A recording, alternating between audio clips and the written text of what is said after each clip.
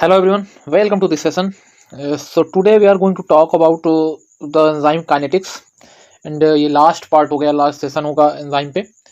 और जितने भी इंपॉर्टेंट टॉपिक्स थे एंजाइम पे हमने प्रीवियसली कर लिए। आज ये लास्ट सेशन है एंजाइम काइनेटिक्स का। यहाँ पे हम माइकलिस मेंटेन इक्वेशन वगैरह, double reciprocal, Lineweaver equation, ये सारी चीज़ें देखेंगे और वेरिएबल्स का क्या इफेक्ट होता है वेलोसिटी ऑफ द रिएक्शन पर या रेट ऑफ द रिएक्शन पर, वो सारी चीज़ें भी इसमें हम कवर अप करेंगे। ठीक है, तो चलिए स्टार्ट करते हैं वीडियो।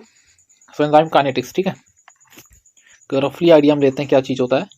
सो एंजाइम काइनेटिक्स की अगर बात करते हैं तो काइनेटिक्स से हम वेलोसिटी और रेट को समझते हैं। ठीक है, एंजाइम तो आप समझ गए हैं, वेलोसिटी और रेट को हम समझते हैं किससे, काइनेटिक्स से।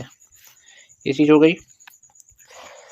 अगर देखा जाए कि why it is necessary to learn the enzyme kinetics, अगर लर्न और स्टडी द एंजाइम काइनेटिक्स क्यों पढ़ते हैं और क्यों सीखते हैं एंजाइम काइनेटिक्स को, तो इसके दो बहुत इंपॉर्टेंट रीज़न है। अगर आप देखते हैं तो first one is the better understanding of the enzyme mechanism, कि एंजाइम कैसे वर्क करता है उसकी अंडरस्टैंडिंग के लिए हम पढ़ते हैं, better understanding the mechanism of enzyme. ठीक है, and the secondly is,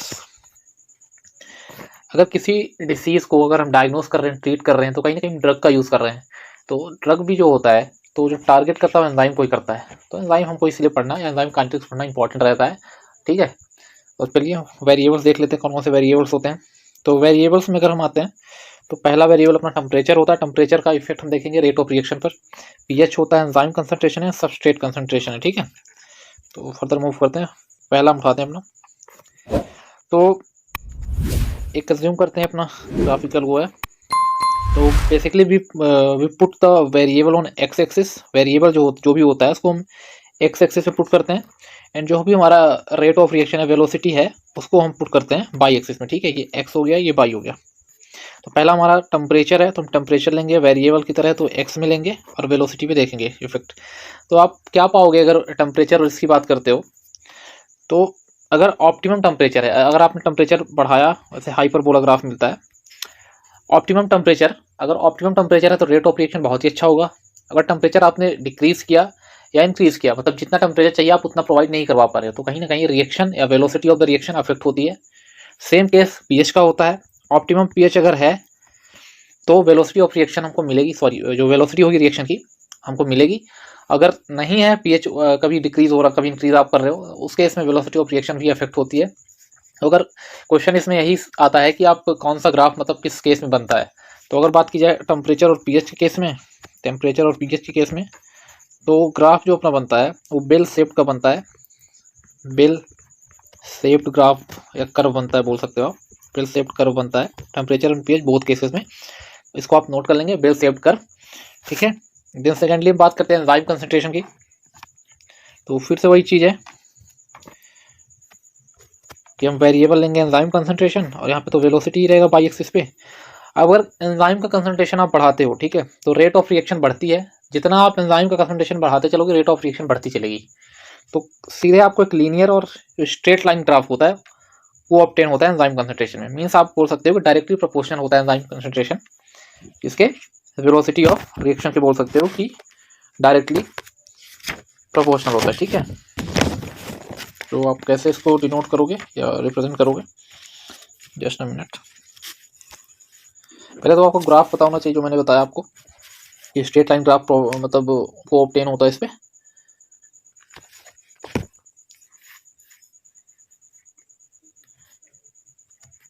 straight line graph और लीनियर बोल सकते हो आप, साथ में अगर वेलोसिटी डायरेक्टली प्रोपोर्शनल होती है एंजाइम कंसंट्रेशन की। ठीक है, ये दोनों रिलेशन आपको याद रखना है, और ग्राफ आपको मैंने लीनियर बता दिया। ठीक है, आप सबस्ट्रेट कंसंट्रेशन की बात करते हैं, फिर से आप ग्राफ लीजिए। ग्राफ लिया, यहाँ पे सबस्ट्रेट का कंसंट्रेशन होगा, यहाँ पे वेलोसिटी होगी। तो आप कभी भी अगर बात करते हो तो एंजाइम की जो बाइंडिंग साइट होती है, एक्टिव साइट जिसको अपन बोलते हैं, तो कोई भी अगर एंजाइम है, ठीक है ना, तो स्टार्टिंग में सबस्ट्रेट आगे मान लो यहाँ पे बाइंड हुआ, सबस्ट्रेट अपना यहाँ पे बाइंड हुआ। ठीक है, तो स्टार्टिंग में अगर सबस्ट्रेट का कंसंट्रेशन बढ़ाओगे तो लीनियरिटी भी बढ़ेगी, मीन्स कि वेलोसिटी बढ़ रही है, इसलिए स्ट्रेट लाइन को मिलेगा। बट जब ये ऑक्यूपाई हो जाएगा, जब ये स्पेस जो है ऑक्यूपाई हो जाएगा, तो देन सबस्ट्रेट फिर से तो बाइंड नहीं हो सकता क्योंकि स्पेस पहले से ऑक्यूपाइड है। तो फिर क्या होगा, फिर यहाँ पे सैचुरेशन आता है, मीन्स ये स्ट्रेट लाइन से सीधा ऐसे हो जाएगा। ठीक है, यहाँ तक वेलोसिटी हमारी मैक्सिमम हमको मिल गई, उसके बाद से कुछ हमको मिलने वाला नहीं, तो ये मैक्सिमम वेलोसिटी हो गई। ठीक है, और ये जो है एक बोल सकते हो आप एंजाइम सैचुरेशन है कि एंजाइम सैचुरेट हो चुका है, उस पर एक्टिव साइट। सैचुरेशन का मीनिंग ही है कि एंजाइम अगर सैचुरेट है तो enzyme is equal to substrate, क्योंकि जो एंजाइम पे है सबस्ट्रेट जितने अमाउंट में बाइंड होना था, जितना स्पेस था उतना उसने ऑक्यूपाई कर लिया है, तो enzyme is equal to substrate. ठीक है, और अपने को वी मैक्स यहाँ तक ऑब्टेन हो गया। ठीक है, वी मैक्स अपने को मिल गया। ये सारी चीज़ें होती है सबस्ट्रेट कॉन्सेंट्रेशन के साथ। तो क्या समझ में आया आपको कि स्टार्टिंग में लीनियर, उसके बाद फिर से एकदम कांस्टेंट हो जाता है। ये कांस्टेंट को डिनोट कर रहा है, कांस्टेंट हो जाता है। बोल सकते हैं एंजाइम सैचुरेशन आ गया, कुछ भी आप enzyme is equal to substrate बोल सकते हो। ठीक, अब ये वी मैक्स का अगर हम हाफ लेते हैं तो हाफ इतना होगा। ठीक है, ये वी मैक्स है, ये हाफ है, और हाफ से अगर एक लाइन आप ड्रॉ करते हो तो ये वैल्यू जो होती है हमको के एम बताती है। ठीक है, एक मिनट, एक बार मैं और थोड़ा अच्छे से बना देता हूँ आपके लिए। ठीक है, समझ लो, ये अपना हाफ ऑफ अपना वी मैक्स था, ये हो गया अपना हाफ ऑफ वी मैक्स, और ये अपना हो गया के एम वैल्यू। ठीक है, तो के एम अगर देखोगे तो सबस्ट्रेट कंसंट्रेशन पे है, तो के एम को आप कैसे डिनोट करोगे? के एम पहले होता क्या, तो मैकलेस मेंटन इक्वेशन होता है, कांस्टेंट बोल सकते हो आप, मैकलेस मेंटन कांस्टेंट होता है, और इसकी वैल्यू कभी बढ़ती और घटती नहीं है, ये बात याद रखना आप। ठीक है, अगर के एम की बात करते हैं, और अगर यूनिट देखोगे तो के एम की यूनिट जो सबस्ट्रेट की यूनिट होगी, चाहे मिली मोल पर सेकंड, मिली मोल हो या तो कुछ और, मिली मोल पर लीटर हो या मोल पर लीटर हो, जो सबस्ट्रेट का कंसंट्रेशन होता है वही के एम का भी कंसंट्रेशन या यूनिट होती है, बोल सकते हो यूनिट होती है। तो ऐसी चीज़ होती है। तो के एम को अगर हमको बताना है डेफिनेशन के रूप में लिखनी, तो कैसे लिखोगे?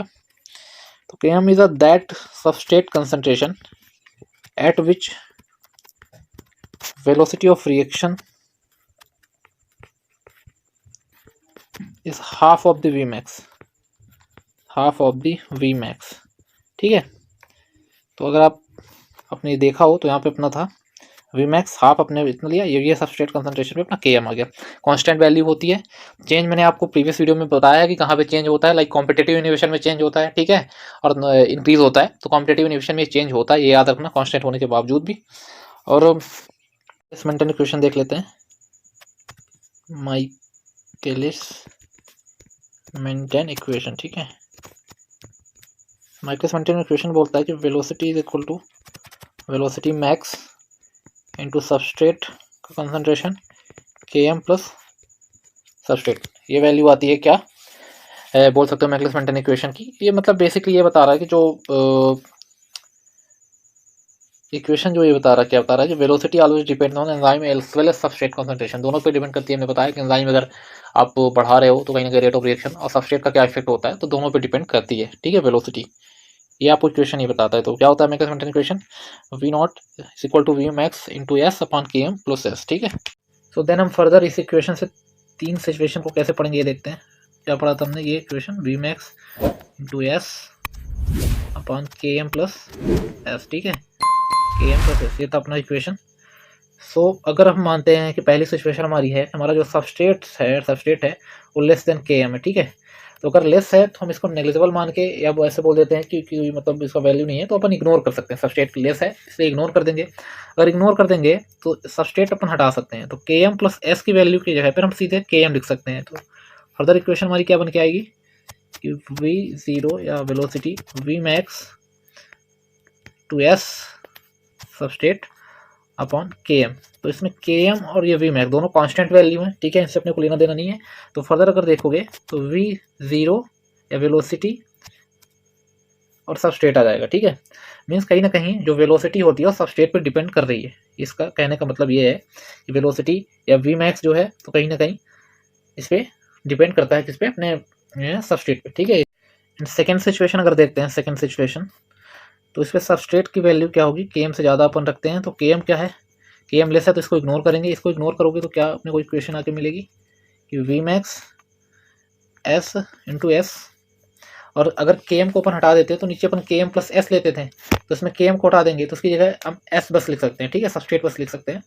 सबस्ट्रेट से सबस्ट्रेट कैंसिल हो जाएगा and velocity is equal to V max बचेगा, मतलब मैक्सिमम वेलोसिटी बचेगी। क्या बचेगा अपने पास equation, V zero is equal to V max. Mean जो वेलोसिटी होती है वो इंडिपेंडेंट होती है on the further increase in the substrate concentration. ठीक है, हमने पढ़ा कि अगर सबस्ट्रेट कंसंट्रेशन आप जबरदस्ती या इंक्रीज करते जा रहे हो, अगर ऑक्यूपाई हो चुका है स्पेस एंजाइम पे, तो कोई मतलब नहीं होता, यही बता रहा है। ठीक है, इक्वेशन में पीछे सारी चीज़ें पढ़ ली, बस इसको इक्वेशन के फॉर्म में अपन पढ़ रहे हैं। देन थर्ड कंडीशन अपन देखते हैं। थर्ड कंडीशन क्या है कि सबस्ट्रेट बराबर के एम है, substrate is equal to K M. इस कंडीशन में क्या होगा कि V zero upon V max into S, S बराबर के एम है, तो के एम की जगह हम एक एस और लिख सकते हैं, तो यहाँ पे 2s हो जाएगा, ठीक है। तो एस से एस अगर आप कैंसिल कर देते हो तो क्या बचेगा, V velocity equal to 1 upon V max, ठीक है, या वी मैक्स अपॉन 2 बचता है। ये होती है अपनी, इससे इक्वेशन जैसे आपसे पूछ सकता है कि क्या फर्दर बनता है, तो उस स्टेटमेंट के फॉर्म में भी पूछ सकता है, इस चीज़ को आप याद रखना, ठीक है। ये सारी चीज़ें थी। और सबस्ट्रेट कंसंट्रेशन में ग्राफ कैसा होता है, तो आप ग्राफ देख लो एक बारी। ग्राफ ये वाला जो बना था अपना सबस्ट्रेट कंसंट्रेशन में, ये लीनियर, फिर ये यहाँ पे मैंने सैचुरेशन बताया था, यहाँ तक Vmax रहता है। तो ये ग्राफ जो है, इसका नाम होता है, इसको अपन रेक्टेंगुलर हाइपरबोला बोलते हैं, रेक्टेंगुलर हाइपरबोला ग्राफ बोलते हैं, ठीक है, हाइपरबोला ग्राफ होता है, ठीक है, basic. So further we have the Lineweaver Burk plot और डबल रेसिप्रोकल कर्व। हमारे पास मैक्सवेल-मेंटन इक्वेशन था, फिर भी हम इसको लेके आए, क्योंकि इसमें क्या होता है कि जो हम कर्व या ग्राफ होता है उसको सिंपली एक सिंगल लाइन में रीड करके कैलकुलेशन को इजी बना सकते हैं, ठीक है। और उस पर क्या होता है, कहीं तो कर्व फॉर्म में है, ठीक है, जो मैक्सवेल-मेंटन में था, तो थोड़ा कहीं बेल शेप में आ रहा, तो कहीं हाइपरबोला ऐसे ग्राफ आ रहा, तो इसमें अपन लीनियरिटी को देख के कैलकुलेशन को इजी बना सकते हैं। तो क्या बोलते हैं अपना ये, इसमें आपको सिंपली बस मैक्सवेल-मेंटन को पुट करना है पहले तो, V max into S upon K M plus, ठीक है। देन ये पूरी वैल्यू ऊपर की लेनी है, एक बार के एम से डिवाइड करना है आपको, एक बार एस से डिवाइड करना है, बस हो गया, आपका काम हो गया। देन क्या करोगे आप, V max into substrate upon K M plus V max into substrate upon S, ठीक है। एस से एस आप कैंसिल कर सकते हो, तो बचेगा क्या आपके पास रिमेनिंग में, तो V max into S upon K M और प्लस बचेगा आपके पास वी मैक्स, ठीक है, इतना आपके पास बचेगा, ठीक है। और तो इसमें आप ये काम और कर सकते हो, जो सबस्ट्रेट को हम वी मैक्स इंटू यहाँ पे लिख रहे हैं, तो इसको इंटू अपन यहाँ पे भी कर सकते हैं ऐसे, और जस्ट अ मिनट, इसको यहाँ से आप रिप्लेस ऐसे कर सकते हो, 1 मिनट फिर से कर देता हूँ।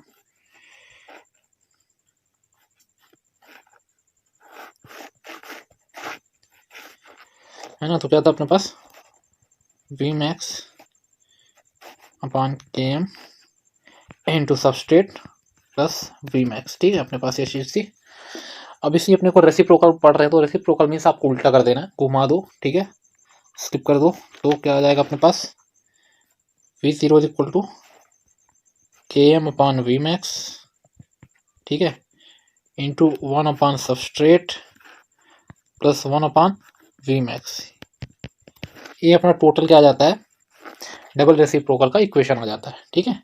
तो ये एलोस्टेरिक साइट के लिए बेसिकली होता है, जिस एंजाइम में एलोस्टेरिक साइट प्रेजेंट है, वो वाले एंजाइम के लिए जो ग्राफ जो बनता है, सिग्मोइडल ग्राफ बनता है, तो ये वाले में ऐसे रहता है। ये इसका इक्वेशन, बस आपको इक्वेशन याद रखनी है, ठीक है। डबल रेसिप्रोकल या तो आपको ऐसे आ जाता है लाइन वीवर, तो सेम चीज़ है। और मैक्सवेल-मेंटन को आप ब्रिज हेल्डेन के नाम से भी जानते हैं, मैंने पुट कर दिया, इसको लिख दिया है, तो आपको देख लेना क्या चीज़ होती है, ठीक है। ये सारी चीज़ें हैं, एक बार मैं ग्राफ फिर से रिवाइज कर देता हूँ, इसमें क्या है। तो पीएच पे जो है अपना, पीएच एंड कॉन्सेंट्रेशन की अगर बात कर, सॉरी, पीएच और टेम्परेचर की अगर हम बात करते हैं, तो अपने को बेल शेप्ड का मिलता है, बेल शेप्ड का जो है ग्राफ ओपन होता है, ठीक है। देन अगर हम कंसंट्रेशन की, एंजाइम कंसंट्रेशन की बात करते हैं, तो उसमें अपने को लीनियर और स्ट्रेट लाइन मिलता है, ठीक है। देन अगर हम बात करते हैं सबस्ट्रेट कंसंट्रेशन की, तो सबस्ट्रेट कंसंट्रेशन में अपने को ग्राफ कैसे मिलता है, रेक्टेंगुलर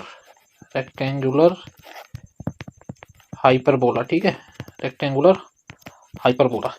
तो यहाँ से आपका एंजाइम आज से पूरा ही खत्म होता है और समाप्त हो चुका है। एंजाइम में आपको इतना ही पढ़ना है जितना मैंने करवा दिया है। वैसे इसकी यूनिट है तो एक कटल यूनिट होती है इसकी, एंजाइम को अगर वैसे करना तो एक कटल यूनिट बोलते हैं, एक इंटरनेशनल यूनिट होती है, ठीक है, 2 यूनिट्स होती हैं, KATAL है, सॉरी एल है कटल एंड इंटरनेशनल यूनिट। बस यहीं तक है आपका एंजाइम, और इससे ज़्यादा मेरे को लगता कुछ अभी तक तो कुछ नहीं पूछा गया। अब इससे आगे की जवाबदारी मेरी नहीं है, तो जितना था मैंने करवा दिया है आपको ये सेमेस्टर वाइज से भी आपको वर्क करेगा ये। तो आपको क्या है, थोड़ा प्रेजेंटेशन में प्रॉब्लम हो सकती है, तो आप मेरे वर्ड से कनेक्ट करोगे तो आप लिख पाओगे इजीली, ठीक है।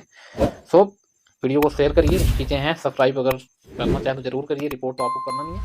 And thank you very much.